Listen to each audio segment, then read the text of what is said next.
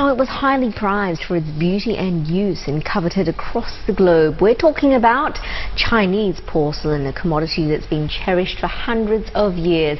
Now, an exhibition at the Asian Civilisations Museum here in Singapore hopes to connect the dots between China and the rest of the world. Here to tell us more about the ceramic treasure is Dr. Alan Chong, Director of the Asian Civilisations Museum. Thank you for coming in this morning, Alan. Now, China porcelain has existed for thousands of years. Tell us about its beginnings. Well, it's actually about 1,000 years old. So in the 10th century, China perfected a type of white ceramic that was very durable, high fired, and it took on the qualities of glass. It was actually translucent. You could make it in a very thin form, but at the same time you could almost cook in it. It would stand up to boiling water. It would stand up to very hot soups. So this was prized not only in China but also as an export commodity. And over the centuries it began to dominate world trade. It was one of the great commodities because it could only be produced in China. Why is that? Well, China had the secret of a special clay called kaolin, which was very rich in silicates. And so when fired at a very high temperature with special techniques, it actually became partly glass. And this porcelain could also be decorated with very rich colors, and surfaces could be made in many different forms. And consumers from all over the world began to ask for special forms, special designs, special patterns, but also special shapes. And so this became one of the great export commodities in history. So what was it being used in China for at the time then? Well, at first it was reserved for the court, so it was used for sumptuous banquets and as state gifts. It was actually used for tribute and as diplomatic initiatives. Then as it began to spread, it was produced more widely for all of the classes and became everyday use, for bowls and for cooking. So there was high porcelain, as it were, and also ordinary use. Is the ordinary use one, is that how it sort of exploded and went around the world and became sort of a big feature of international trade? That's a very interesting question, because from what we know, and the records are incomplete, it was really the high quality ones that went out first. Sort of like early iPhone adopters. You want the really, really great thing, and then you make the cheap, iPhone 5C or whatever. And I think that was partly it. Marco Polo actually in the 13th century visits China and talks about this miraculous thing that was as beautiful as silver. That's the word he uses. And it was just porcelain. That was ordinary porcelain in use in China.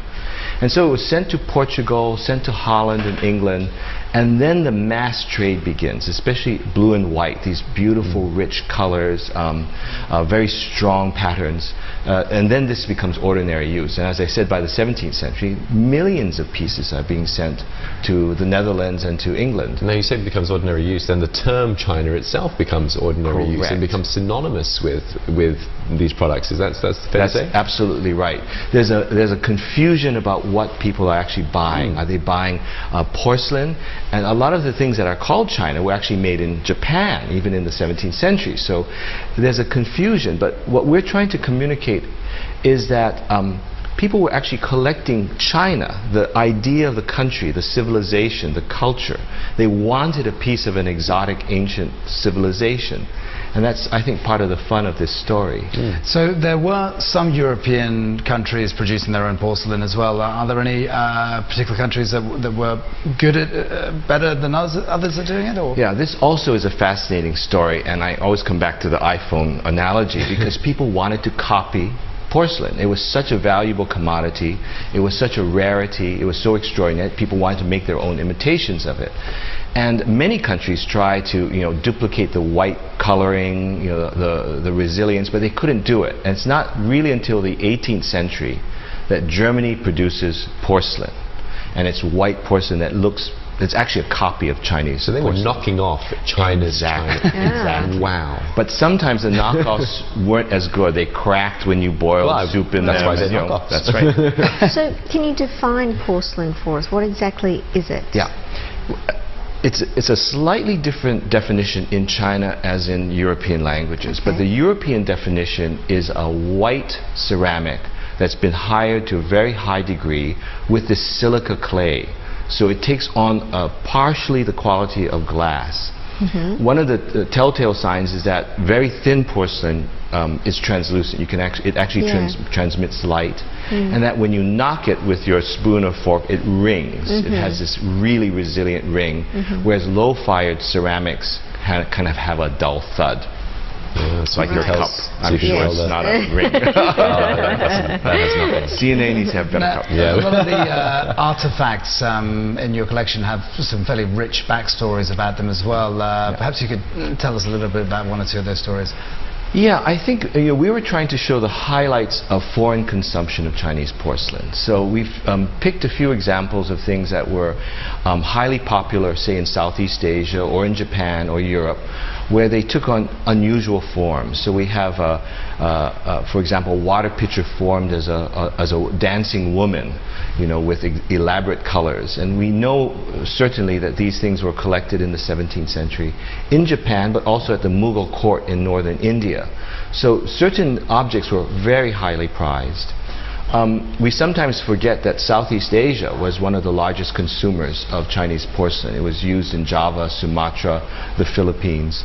And there are many brilliant, beautiful colors made in very large dishes for this market. So there are many extraordinary examples. The best porcelain, highest quality, whatever, were actually given mounts in 18th century Europe. They were actually fashioned with gold and silver mounts to make them even more precious. So they became sort of fantastical constructions. Okay, very interesting. I'd love to see your exhibition to find out more, because you have to see it in real life, don't you, to appreciate it. Thank you very much for coming in today, Dr. Alan Chong, the Director of the Asian Civilisations Museum.